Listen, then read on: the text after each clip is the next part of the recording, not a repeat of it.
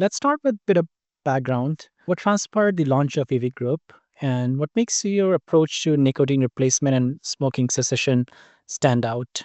A bit of background. I think this is another conversation. The sole purpose of the business. The reason I thought I was getting into the business, essentially, was just looking for an opportunity to work for myself, eventually get there. I had spent my whole working life basically in retail and sales. And it doesn't matter if it's nicotine, whatever it is, retail is retail. It was one of the industries that you could kind of enter into that no one with a ton of dough had gotten into in around 2017 in terms of sales. Everything else has been dominated by massive amounts of funding. And this was something that was a really underappreciated industry. It wasn't really refined. It was kind of a little bit chaotic. And it was just kind of glancing in was, okay, we can offer a better customer experience and can afford to provide that with not a whole lot of investment. Hey, thank you. Thank you for that. What was your vision for EV Group's digital presence when you started first time exploring e-commerce, and how has that evolved over time? So it was kind of a bit of an afterthought when we originally started the business. I think that's kind of where everybody is with running their first business is, you want some type of an online presence, but there wasn't a whole lot of emphasis on it. We did originally have someone internally taking care of that stuff.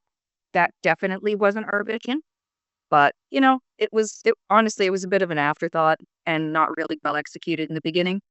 Thank you. On the industry that you operate in and the challenges that your industry has, and I would like to talk about that a little bit.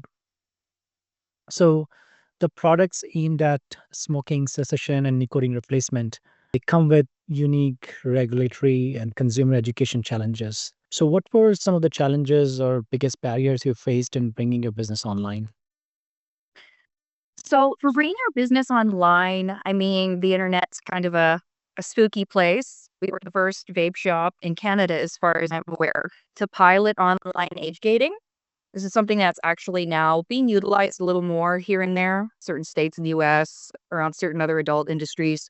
But essentially, we had to strike that balance between, we want our offerings. However, you can't really advertise an addictive substance and legislation, regulations, you kind of have to find a win in there somewhere while being compliant and still trying to get your name out there.